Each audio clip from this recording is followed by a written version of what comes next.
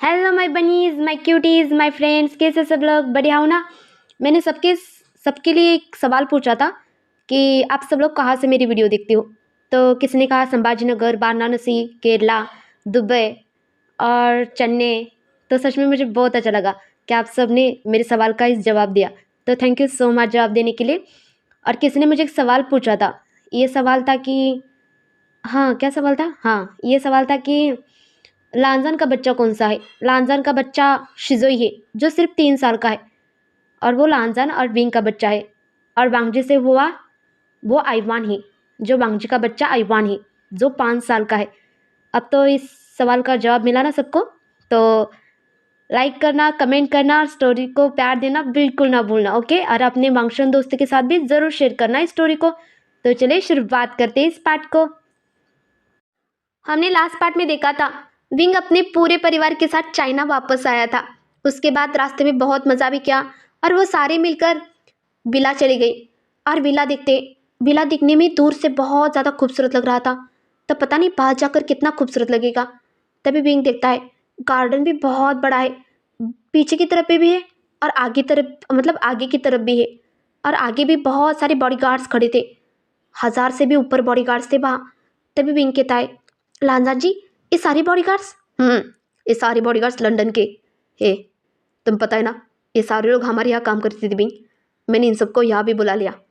तुम सबके सेफ्टी के लिए ज़रूरी है और मैं नहीं चाहता तुम सब पर कोई आज भी आए, इसलिए मैंने इन सबको बुला लिया पहले से ही। सारा इंतज़ाम क्या है और तुम्हें कुछ काम भी नहीं करने की ज़रूरत है विंग, क्योंकि यहाँ बहुत सारे नौकर चाकर है तुम्हारे आगे पीछे। इसकी क्या ज़रूरत है लांजा जी? मैं खुद कर लेता सब कुछ, कोई ज़रूरत नहीं इसकी। तुम अपने काम पर ध्यान दोगे या बच्चों पर ध्यान दोगे बताओ, और क्या घर के कामों पर ध्यान दोगे? धन्यवाद, कोई बात नहीं भी। मेरी वाइफ के लिए कुछ भी। क्या कुछ भी? आप भी सच में दादा सही कह रहे मम्मा। आप तो कितना ध्यान रखते हैं हमारा। अब आपका खुद का ध्यान रखना जरूरी है। और आप वैसे भी आज से आप, कल से आप ऑफिस ज्वाइन करने वाली है ना? नहीं, मैं कल से नहीं करूँगा। मैं तो परसों से करूँगा। कल तो इनके स्कूल में जाना है लांजा जी, आपको पता है ना? हाँ हाँ पता है। नीचे तो उतरो सब लोग, पहले विला के अंदर तो चलते हैं, बाद में बैठ कर सारी बातें करेंगे। सही कहा आपने। ऐसे कि सारे लोग नीचे उतरते, तभी न्यू सिंह कहता है, कितना कितना बड़ा विला है ये, देखो बॉडीगार्ड। हाँ सर, मेरा बचपन का सपना था मैं इस विला के अंदर जाकर एक बार झांक कर देखूं। तो ये सपना मैं पूरा कर लूंगा। चलो चलो दादा, मैं अंदर जा सकता हूँ? हाँ हाँ जा सकते हो मेरे छोटे छोटे शैतान, जाओ। चलो चलो जी, अति फॉलो मी, न्यूचिंग अंकल फॉलो मी, बड़ीगर अंकल फॉलो मी। ऐसे कि उन सबको अंदर की तरफ लेकर खींच कर जाता है ये। और दूसरी तरफ सॉन्गलैन हंस रहा था इन सबको ऐसे देखकर। तभी लांजान उसे देखता है और कहता है, तुम्हारा ओमेगा कुछ ज़्यादा ही नटखट है सॉन्गलैन जी। वो मुझसे ज़्यादा अपने बॉडीगार्ड से जुड़ा हुआ है, वो बचपन से उसका दोस्त है ना, इसलिए। अच्छी बात है। तो चलो भी अंदर चलते हैं। क्या हुआ आइवान, आप यहाँ क्यों खड़े हो? अंदर क्यों नहीं आ रहे हो? दादा, ये हमारा दूसरा घर है। मैं चाहता हूँ आप मुझे गोद में लेकर अंदर जाए। अच्छा तो आ जाओ। ऐसे कि आइवान को गोद में लेकर अंदर की तरफ जाता है बिंग का हाथ पकड़ के। सारे लोग अंदर की तरफ चले गए थे। बिला दिखने में बहुत ही ज़्यादा खूबसूरत था। ऐसे करके ही सारे लोग वहाँ बैठते हैं, नज़ारे देखते हैं, सब कुछ एक एक कमरा छान मारते हैं। उन सबको बहुत कुछ अच्छा लग रहा था, मतलब सब कुछ अच्छा लग रहा था। ऐसे ही सब कुछ अच्छा चल रहा था, मतलब अच्छा ही चल रहा था अभी तक तो। तभी न्यू सिंह कहता है, ए विंग, बहुत मज़ा आया यार, अब हमें जाना चाहिए क्योंकि मुझे बुटीक जाना है ना, इसलिए। बुटीक जाना है? हाँ, मेरा खुद का बुटीक है, तुझे बताना भूल ही गया। और मैं और बॉडीगार्ड दोनों वहाँ काम करते हैं। और मेरे हाथ नीचे भी बहुत सारे लोग हैं। वो अच्छी बात है। तो भी अपने बच्चों के साथ एक बार आ जाना बुटीक। हाँ क्यों नहीं, ज़रूर आऊँगा। तभी सॉन्गलैन बिंग के सामने आता है और वो करता कहता है, अब मैं चलता हूँ सर। लांजान सर, अब मैं चलता हूँ। कोई बात नहीं, और हाँ आते रहना। हाँ हाँ, हम तो आते रहेंगे। हाँ अब तो आते रहोगे, मुझे पता है अंकल, अब तो आते रहोगे। हाँ सही कहा। चलिए बॉडीगार्ड। हाँ सर चलिए, हम आते रहेंगे विंग सर। हाँ हाँ ठीक है। ऐसे कि सारे लोग वहाँ से चले जाते हैं। और दूसरी तरफ लांजान विंग को दिखता कहता है, चलो विंग, मैं अपना कमरा दिखाता हूँ तुम्हें, हम दोनों का। मैं खुश हूँगा, मैं तब के दोनों के बीच में सोता हूँ ना बचपन से। हाँ मेरे लाडले, तुम मेरे बचपन से मेरे पास सोते हो। चलो दादा, मेला कमला। चलो बाबा, तुम्हारा भी कमरा दिखाता हूँ, चलो। आप दुनिया के बेस्ट दादा हो। अच्छा, अब दुनिया के बेस्ट बेबी हो। हाँ पता है, मैं भी दुनिया का बेस्ट बच्चा हूँ, चलो। ऐसे के सारे लोग अंदर की तरफ जाते हैं और दूसरी तरफ लैंड फैमिली क्या हो रहा है देखते हैं। लैंड फैमिली में रात का समय था, सब लोग डाइनिंग टेबल के पास खाना खाने बैठ गए थे। तभी सिचान किरण को देखता है। किरण बहुत परेशान था। तभी सिचान कहता है, क्या हो डैड, आप इतना परेशान क्यों है डैड? तुम पता है ना बांगजी की हालत कितनी खराब हो चुकी है, वो अपना ट्रीटमेंट भी नहीं करवा रहा है। तुम पता है ना, बींग के जाने के बाद वो उसे ढूंढने के लिए बाहर निकला था और उसे अपने पैरों में कितनी बड़ी इंजरीज भी हुई है, फिर वो इलाज करवाने के लिए तैयार ही नहीं है। और ऊपर से बींग को वो कहाँ नहीं ढूंढ रहा है। मैंने भी अपने लोगों को लगाया है बींग को ढूंढने के लिए। 5 साल गुजर गई, पता नहीं कब, अभी तक बींग बिल्कुल नहीं मिला। और वांगजू उससे बहुत ज़्यादा प्यार करने लगा है, पागलों की तरह। सही कहा आपने किरण, क्या कर रहे हैं आप इतने दिनों से? मेरे वांगजी की हालत बिगड़ती जा रही है। आपको तो उसकी पड़ी ही नहीं है, वो तो पूरा दिन रात काम काम काम, घर पे आना बंद कर दिया उसने। आजकल तो वो ऑफिस में ही सोता है। और ये सब कुछ सिच्चान और आचिन चुपचाप सुन रहे थे। तभी आचिन बीच में कहता है, माँ आप डैड से क्या कहती है? ये सारी गलती लुसी की है, आपने देखा नहीं वो लुसी ने क्या क्या नहीं किया? वो स्विमिंग पूल में खुद गिर गई थी और सारा इंजाम बिंग पर लगाया उसने। और दूसरी बात, जब वो गग्गा को बुलाने के लिए कमरे में गई थी तभी बिंग ने उसे धक्का नहीं दिया था, फिर भी उसने सारा इंजाम बिंग पर लगाया। हमने ये सब कुछ सीसीटीवी कैमरे में सब कुछ देख लिया है, आपने देखा नहीं? इसलिए तो गग्गा ने उसे बाहर निकाला और सीधा हॉस्टल भेज दिया पढ़ाई करने के लिए। मैं मानती हूँ कि मेरे बच्चे ने गलती की, पर तुम्हें पता है ना आचिन, वो दिल की बीमारी है। मैं मानती हूँ उसने गलती की, और मैंने ये भी कहा है उसे कि बिंग मिलती है उसे माफ़ी मांगने के लिए। अब क्या करूँ बताओ तुम? तभी आचिन चुप होता है, कुछ कहता नहीं। तभी किरण कहता है, अब तुम सब लोग आपस में लड़ना बंद करो, मुझे वांगजी की फिक्र हो रही। आजकल वो शराब भी पीने लगा है, तुम पता है ना शराब उसके लिए कितना घातक है। और डॉक्टर ने उसे पीने से मना किया है, फिर भी वो अब मानता ही नहीं है। क्या करूँ समझ ही नहीं आ रहा है उसे, कैसे समझाऊँ?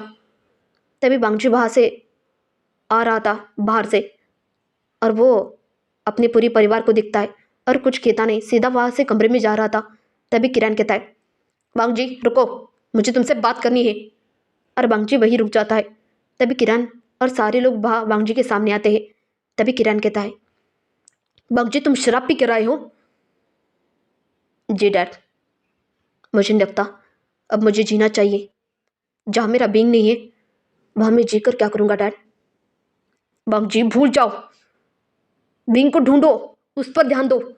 तुम तो शराब पर ध्यान दे रहे हो, तुम्हारे शरीर के लिए कितना खतरनाक है पता है ना? डॉक्टर ने तुम्हें पीने से मना किया है, पर तुम तो मान ही नहीं रहे हो। ऐसे तुम बींग को ढूंढोगे, और बींग जब तुम्हें मिलेगा तुम्हारी ऐसी हालत देखकर वो क्या समझेगा बताओ? डैड, मैंने लुसी की बात पर, हर एक बात पर भरोसा किया, क्योंकि वो मेरी बहन है।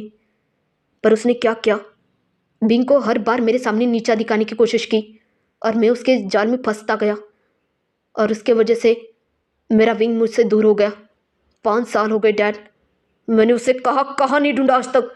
मैं थक चुका हूँ अपनी ज़िंदगी से, मैं सच में थक चुका हूँ। और मुझे अब किसी से बात नहीं करनी, हटो सामने से। ऐसे करके बांग्जी सबको दूर करता है और वहाँ से गुस्से में अपने कमरे में जाता है और दरवाज़ा बंद कर देता है। और वहाँ बैठकर बिंग का फोटो देखता है। बिंग, बांग्जी के कमरे में हर जगह सिर्फ बिंग की तस्वीर थी।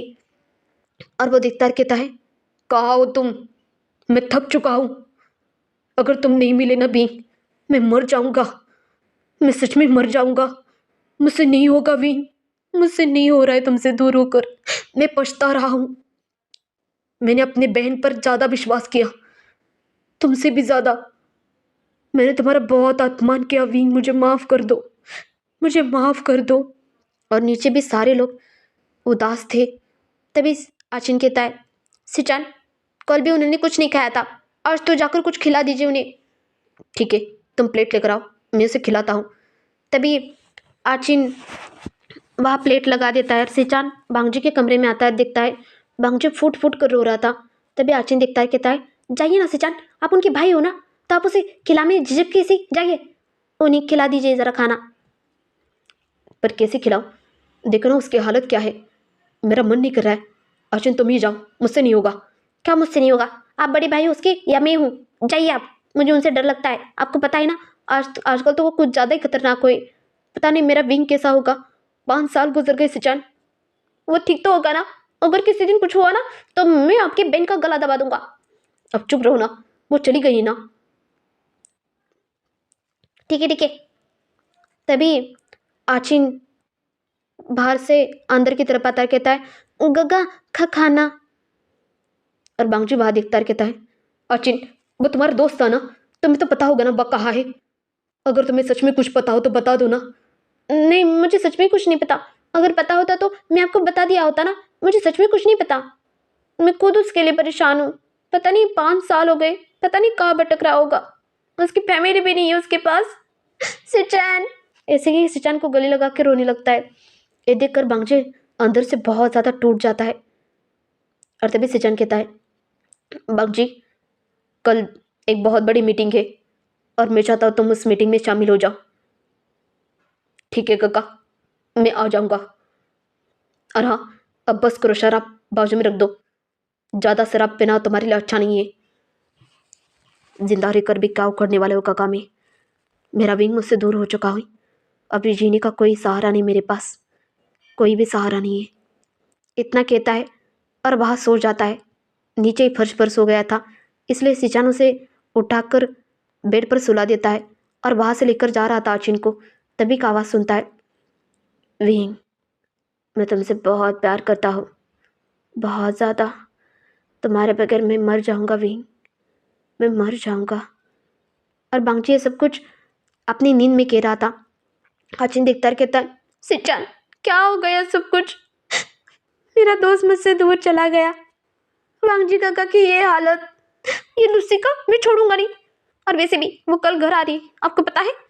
क्या वो घर आ रही है? उसकी पढ़ाई पूरी हो गई ना, इसलिए आ रही है।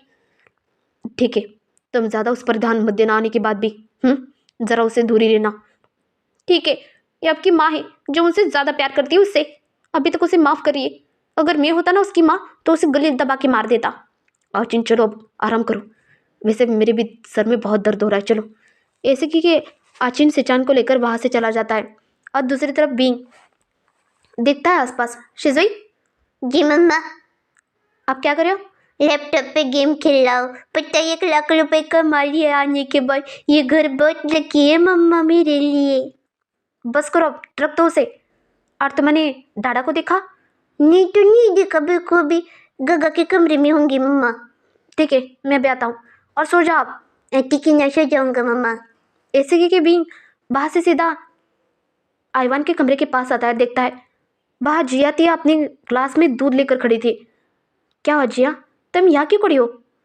सर, अंदर आइवान सर है। तो देख कर आओ ना। नहीं, हमें डर लगता है उनसे, आपको पता है ना। पर लांजान भी अंदर है ना? हाँ, बड़े सर भी अंदर है। पर आपको पता है ना, हम छोटे सर से बहुत डरते हैं। पता नहीं तुम दोनों आइवान से क्यों डरते हो। ये दो, मैं देकर आता हूँ उसे दूध। जी।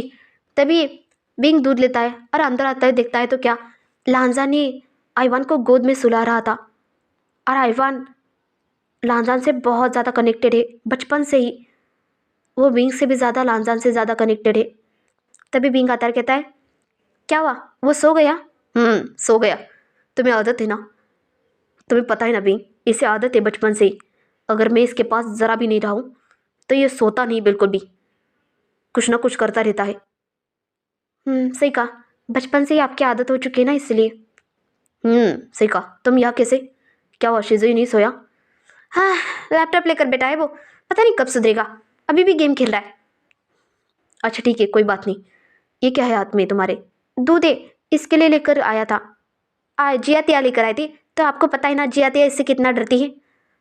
पता नहीं, आइवान से सारे लोग डरते हैं सिवाय तुम्हारे और मेरे। ऐसे कैसे? मतलब तुम डरते हो? मेरा बच्चा है, मैं क्यों डरूंगा? हाँ, वैसे मेरा भी बच्चा है तो मैं क्यों डरूंगा। आप भी ना। वैसे उसे सुला दीजिए। और ये दूध क्या करूं? बाहर रख दो, ये जब भी उठेगा ना वो पी लेगा। जी, वैसे भी सुनो ना। बोलो। आईवान को मैंने सुला दिया है, तो तुम शिज़े को सुला दो ना। क्यों? आज मेरा मन कर रहा है तुम्हारे पास सोने का। तो मैंने मना किया है आपको सोने के लिए मेरे पास? ऐसे नहीं भी, कुछ करने का भी मन कर रहा है। चुप रहिए, आप बच्चे हो गए, अभी भी आप सुधरे नहीं। बींग, ये तो गलत बात है ना। हमें और एक बच्चा चाहिए शिज़ुई की तरह, नहीं तो आईवान की तरह। चुप रहिए बींग, मान जाओ ना प्लीज़, मेरा मन कर रहा है। कुछ तो लिहाज करो अपने हस्बैंड का। अच्छा, मैं नहीं करता, करते हो ना, पर मैं तुम्हें जब गले लगाकर वो सब कुछ करता हूँ ना, तुम्हें पता है आईवान जब हमारे घर में जन्म लिया, उसके बाद हम कितना मज़े से रहते थे। हम एवरीडे मीन्स एवरीडे करते थे सब कुछ। शर्म नहीं आती बच्चों के सामने कहते हो? मेरा बच्चा तो सो रहा है ना, कहाँ वो सुन रहा है? आप भी ना। और शिज़ुई के आने के बाद मेरे पास तो टाइम ही नहीं मिला तुम्हारे पास सोने का, तुम्हारे साथ सब कुछ करने का। अच्छा, टाइम नहीं मिला या शिज़ुई ने करने नहीं दिया? हाँ, ये बताइए ना, शिज़ुई ने करने नहीं दिया ना? तुम्हें पता है ना, वो हमेशा तुम्हें चिपका रहता है, तो मैं कैसे करता बताओ? अब भी ना बच्चे की तरह हो अभी भी, पता नहीं कब सुधरेंगे। प्लीज़ भी मना लो ना आईवान। आईवान तो सो गया है, शिज़ुई को मना लो ना, सोना मतलब सुला दो ना। अच्छा ठीक है, सुलाता हूँ, चलिए। ऐसे के दोनों अंदर की तरफ आते हैं और देखते शिज़ुई अभी भी बिस्तर पर लैपटॉप लेकर बैठा था। और बिंग जाकर कहता है, अब बस करो, सो जाओ। मम्मा, अभी तो सिर्फ 1 लाख कमाया था, अभी मुझे कमाना नहीं। कोई ज़रूरत नहीं, आराम करो। मैं तुम्हें और 1 लाख रुपए दूंगा, आराम करो। सुबह स्कूल नहीं जाना, किंडरगार्टन। किंडरगार्टन? क्यों किंडरगार्टन? मुझे नहीं जाना किंडरगार्टन। क्यों नहीं जाएगा? मैं नहीं जाऊंगा, वह सारे बच्चे रोतड़ू होते, मैं रोतड़ू हूँ। मैं कितना कितना खुश रहता हूँ हमेशा। अच्छा, तुम खुश रहते हो? तो मुझे रोतड़ू लोग बिल्कुल पसंद नहीं है, आपको पता ही नहीं दादा। अरे वह कुछ सिखाते भी कहते नहीं है, और मैं कितना अच्छा हूँ, अकाउंटिंग भी करता हूँ, अपना खुद का बिजनेस भी संभालता हूँ, बॉक्सिंग भी आती है। मैं माफिया बनूंगा, और माफिया कभी पढ़ाई नहीं करता। अच्छा, किसने कहा? मैंने भी पढ़ाई की है, मैं माफिया होकर भी। आप क्या सिखा रहे हो उसे? सो जाइए आप। परवीन, तुमने तो कहा था कि हाँ, मैंने कहा था, अब मेरा मन नहीं है, सो जाओ। आई शिज़ुई, सो जाओ, बस करो। मम्मा अब गुस्सा कर रही है, मैं मामा के पास जा रहा हूँ। मामा को कॉल करना है, अपना मोबाइल फोन दो, दो मोबाइल फोन। नहीं मिलेगा। दादा मोबाइल फोन दो। मैं नहीं दूंगा। तो ठीक है, मैं अपनी मोबाइल फोन से कॉल करता हूँ उन्हें, ठीक है? कोई ज़रूरत नहीं, ठीक है ठीक है, तुम्हें जो करना है करो। पर हाँ, कल तुम किंडरगार्टन जरूर जाओगे। ठीक है, फिर किंडरगार्टन जाऊंगा, वह दोस्त भी बनाऊंगा, वह सब पर राज करूंगा, स्कूल पे राज करूंगा, स्कूल का माफिया डॉन होऊंगा, स्कूल का माफिया डॉन। देखा, ये सारी लाड़ आपकी वजह से हुई। बिंग, तुम भी तो करते हो। सही कहा, सो जाओ, आ जाओ मेरे पास। ऐसे कि बिंग शिज़ुई को गले लगाकर वहाँ सो जाता है। और तभी लांजन कहता है, बिंग, तुम्हें घर तो पसंद आया ना? बहुत ज़्यादा है। अच्छा, मतलब बहुत अच्छा है ना? बहुत अच्छा है। और वैसे भी कल आप मेरे साथ आ रही है किंडरगार्टन? नहीं बिंग, मेरी इंपॉर्टेंट मीटिंग है कल, मैं आ नहीं पाऊँगा।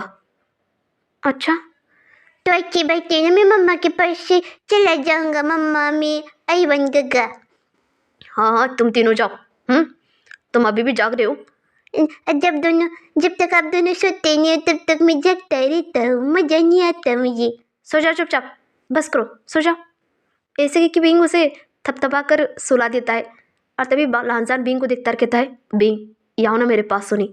और शिज़ुई, उसे वहाँ सुला दो ना, आ जाओ ना। ऐसे कि बिंग वहाँ सुला देता है और बिंग जाकर लांजान को गले लगाकर वहाँ सो जाता है। और शिज़ुई उठता है और कहता है, दादा क्या कर रही हो? तभी बिंग बांगजी के लांजान के बिस्तर के अंदर घुस जाता है। आपका पेट बहुत बड़ा हो गया, खाना बंद करो, मैं सोने जा रहा हूँ। ऐसे कि वो सो जाता है। तभी बिंग कहता है, सच में एक पल के लगा कि ये उठ गया है। मुझे भी लगा। लगता है इस गहरी नींद में है, और गहरी नींद में ही बड़बड़ा है। सही कहा। ऐसे कि दोनों सो जाते। सुबह हो गई थी और शिज़ुई देखता है तो क्या, ये दोनों एक दूसरे को गले लगाकर सो रहे थे, वो भी शिज़ुई को बाजू में रखकर। तभी शिज़ुई देखता है, कहता है, मम्मा बाबा दादा मुझे बाजू में सुला दिया है और अब दोनों एक दूसरे को गले लगा कर सो रही। ये तो नाइंसाफी है ना मेरे साथ। दादा उठो, दादा, मम्मा मम्मा उठो, दादा दादा उठो। ऐसे कि दोनों को हिला हिला कर उठा रहा था। तभी आई बांगजू उठता के लांजान उठता कहता है, क्या हुआ शिजुई, आप उठ गए? मुझे भी बीच में सोना है। तो आ जाओ ना, आ जाओ। ऐसे कि वो दोनों के बीच में जाकर सो जाता है। तभी आईवान आता कहता है, दादा सुबह हो चुकी है, 5 बज गए सुबह के, अभी तक आप सो ले हो, आपकी मीटिंग नहीं जाना? हाँ हाँ सही कहा, मीटिंग तो जाना है। बींग, बींग उठो, बींग। और बींग उठता है। क्या हुआ लांसा जी, इतनी सुबह सुबह क्यों उठाया? कितनी बजे? 5 बजे। अच्छा, तो फिर? वो मुझे मीटिंग जाना है, क्या तुम ब्रेकफास्ट बना सकते हो? हाँ मैं बना दूंगा, नहीं तो किसी और से बनवाने के लिए कहता हूँ। तुम शिजुई को आज लेकर जाना स्कूल, मैं जा रहा हूँ। रुके, मैं नाश्ता बनाता हूँ। कोई ज़रूरत नहीं बींग, आराम करो। कोई जरूरत नहीं खाई ना मम्मा, आप मुझे गले लगा कर सो जाओ, बाद में हम दोनों उठकर अच्छे से नहा कर फिर स्कूल जाएंगे।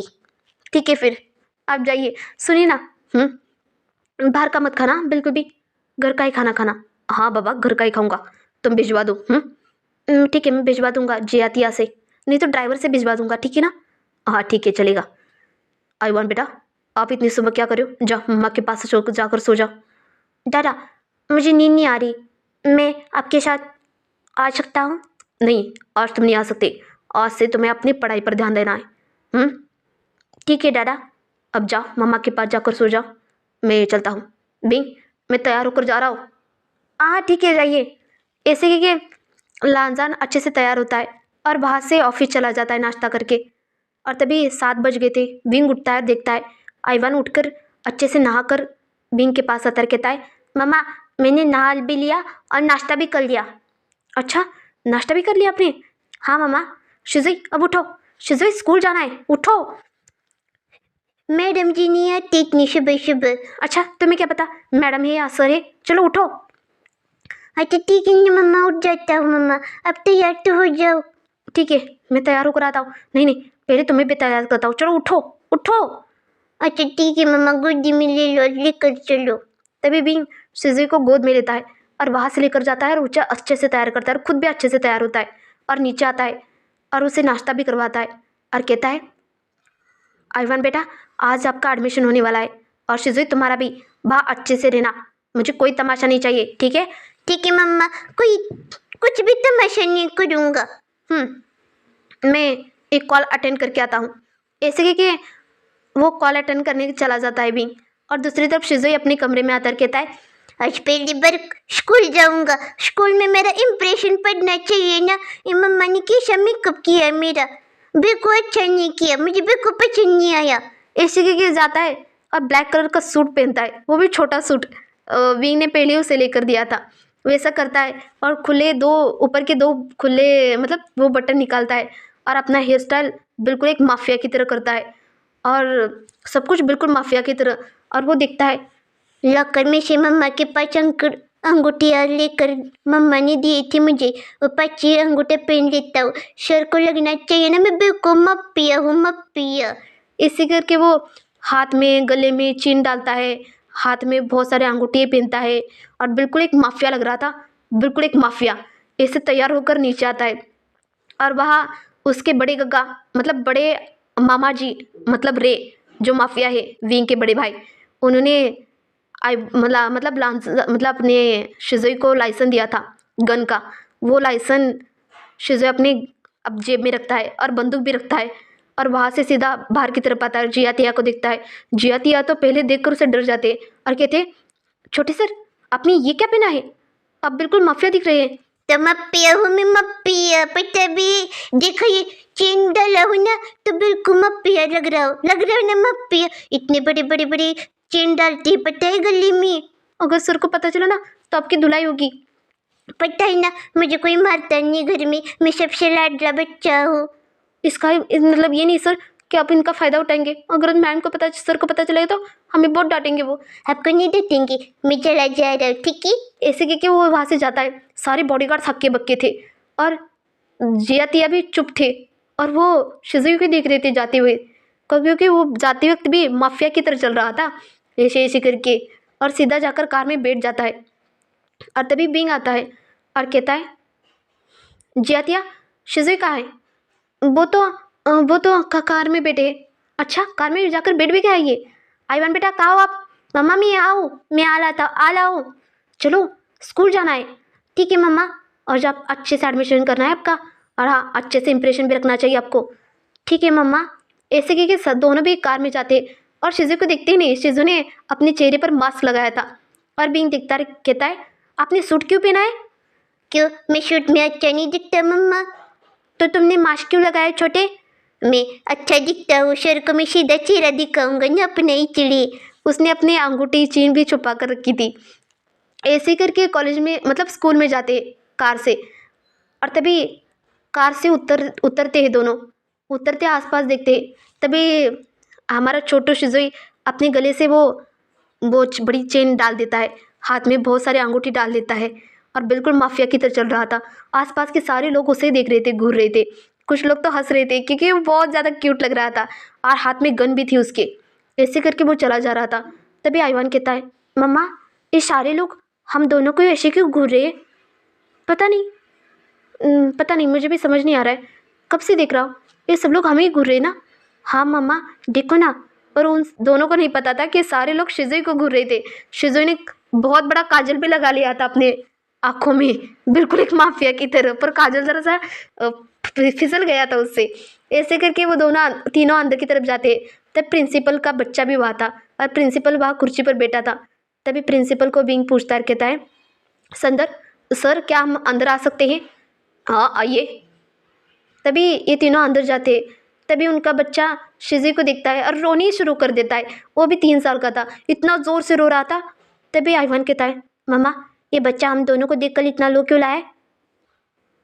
पता नहीं क्या हुआ उसे। तभी प्रिंसिपल उसे चुप करवा रहे थे। तभी खुद प्रिंसिपल उसे देखते हैं और शिजुई उन्हें घूर के देखता है और बंदूक पीछे से दिखाता है। और असली वाली बंदूक देखकर, क्योंकि प्रिंसिपल को भी पता था ये माफिया का बच्चा है, और प्रिंसिपल डर जाता है। उसे तो सिट्टी पिट्टी गुल होती है और वो खड़ा होता है, कहता है, सर आप आइए, बैठिए ना सर, बैठिए। माँ ये इतना डर क्यों गया है? पता नहीं। ऐसे कि तीनों भी बैठ जाते हैं और बिंग कहता है, मैं अपने बच्चों का एडमिशन करवाने आया हूँ। आपको तो पता है ना मेरा नाम बिंग है, और मेरे हल्फा ने आपसे कॉल पर बात की थी ना। हाँ मुझे पता है, आपके अल्फ़ा जो माफिया है ना। जी हाँ मुझे पता है अरे ये भाई भगवान, इसका बच्चा तो कितना खतरनाक दिख रहा है, और ऊपर से हाथ में बंदूक लेकर आया है। लगता है जुड़वा है दोनों भी, पर ये कितना शरीफ दिखता है और ये दूसरा कितना खूंखार रूप से मुझे दिख रहा था। तभी शिजुई मन में कहता है, अब मजा आएगा, ये सारे लोगों को मैं डलाऊंगा अपने चेले से। उसके बाद पूरे स्कूल पे मैं अकेला राज करूंगा बाबा, अकेला राज करूंगा, मजा ही आएगा इस स्कूल पे राज करते करते। तभी बिंग कहता है, क्या हुआ सर, आपका ध्यान कहाँ है? जी जी आपने क्या कहा? मेरा आप पर ही ध्यान है, बोलिए ना। तभी आइवान दिखता है कि सर का पूरा ध्यान शिजुई पर था। और तभी आइवान दिखता है शिजुई ने अपनी आंखों में बहुत बड़ा बड़ा काजल लगाया था, ऊपर से इतना बड़ा वो गले में चेन डाला था, ऊपर से सब हाथों में अंगूठी पहनी थी और हाथ में गन भी थी।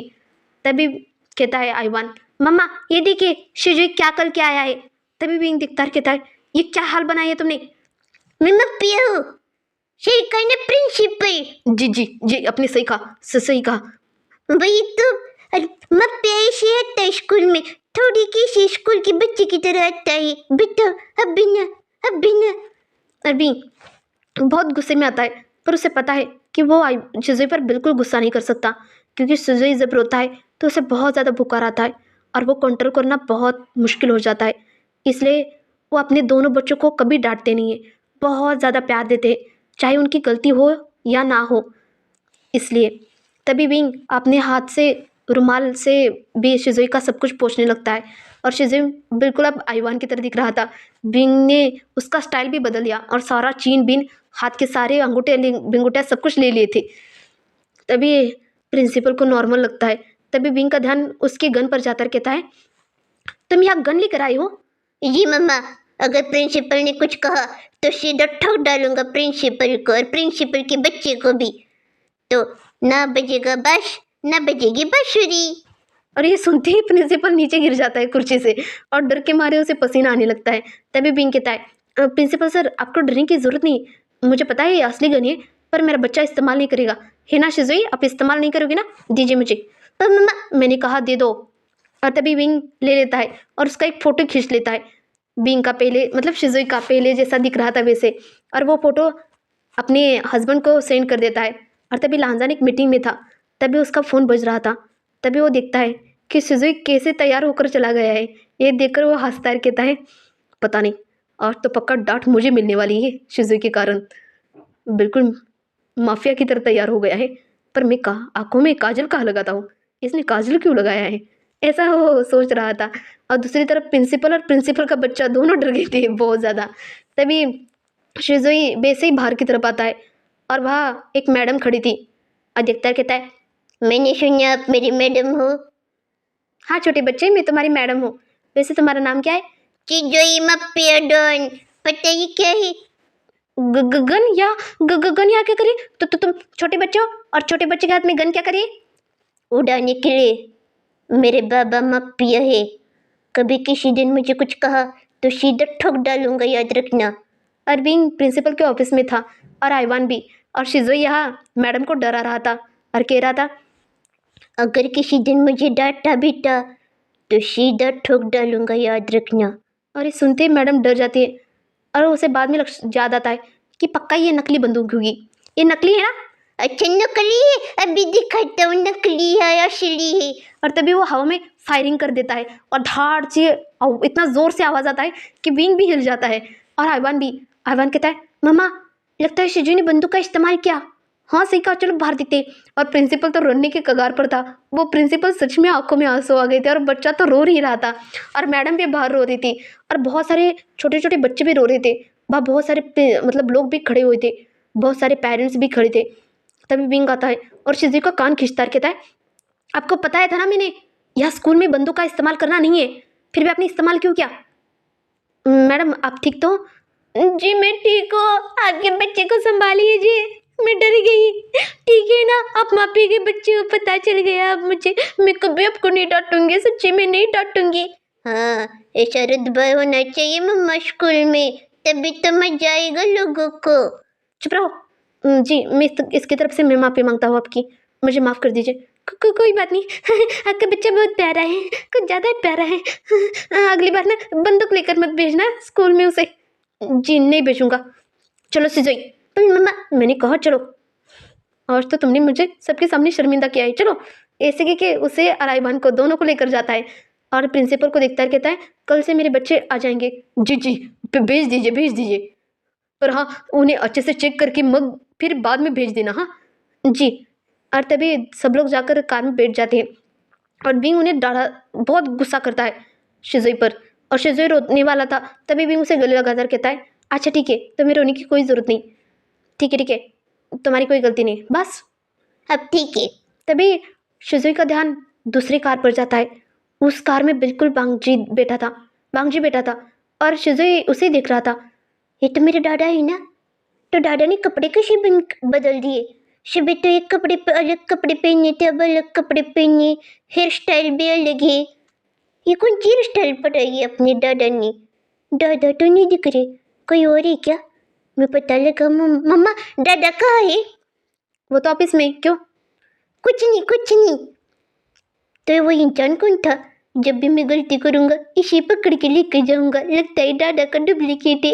अच्छा है, इसे लेकर जाऊँगा बाबा। अभी इसे दोस्ती भी तो करनी पड़ेगी मुझे। क्या वो सच में दादा थे? मैं पूछ कर दादा से बात करता हूँ। और वो शिजुई के हाथ में एक घड़ी थी और शिजुई अपने लांजान को कॉल करता है और बिंग देख रहा था दूर से और कुछ कह नहीं रहा था। कार में बैठे थे तीनों। अब तुम दादा को कॉल क्यों लगा ले हो? मुझे बात करनी है। दादा अब कहाँ हो? ऑफिस में हूँ। ऑफिस में हूँ क्या? कुछ काम था? वैसे तुमने आज गेटअप बहुत अच्छा लिया था। लगता है अपनी माँ ने बहुत डांटा होगा ना आपको। बिल्कुल नहीं डांटा मम्मा ने। बताओ ना दादा, सच्ची में मेरी कसम लो, अब ऑफिस में हूँ। हाँ बाबा तुम्हारी कसम, मैं ऑफिस से बाहर नहीं गया हूँ। और ये सब कुछ क्यों पूछ रहे हो? कुछ भी नहीं, ये पूछ रहा था मैं। ठीक है फिर। अगली बार ना ऐसे ऐसे मत कर जाना, नहीं तो प्रिंसिपल डर के मारे सुसु कर देगा। ठीक है। क्या ठीक है? चुप रहो तुम। जंफू आप उसे डांट क्यों नहीं रही है लांजान जी? मुझे गुस्सा आ रहा है बहुत। तुम पता है ना उसे तुम गुस्सा नहीं कर सकते भी। हमारे इतने प्यारे प्यारे बच्चे हैं और तुम कैसे गुस्सा कर सकते हो उन पर। सही कहा आपने, पर मुझे मुझे सबके सामने शर्मिंदा होना पड़ा, आपको पता है। हाँ बाबा, हम घर आने के बाद सब कुछ डिटेल में बात करेंगे, ठीक है। मैं अब रुकूं। ठीक है। ऐसे करके सारे लोग घर पहुंच जाते। तो देखते आगे इस कहानी में क्या मजा आने वाला है। क्या शिजुई को पता चल जाएगा कि वो लाल बांगजी है? क्या कभी आइवान को पता चलेगा कि लाल बांगजी उसका डैड है? ये सब कुछ देखने में बहुत मजा आने वाला है। और विंग की मुलाकात कब होगी बांगजी के साथ? क्या बांगजी विंग को देखकर क्या कहेगा? क्या वो लांजन को छोड़ देगा? इसे देखने में बहुत मज़ा आने वाला है। क्या लांजन का साथ देगा? इसे देखने में मुझे तो बहुत मज़ा आ रहा है। मैं क्या करूँ? तो देखते रहिए, हंसते रहिए, मुस्कुराते रहिए और हाँ, लाइक करना बिल्कुल ना भूलना।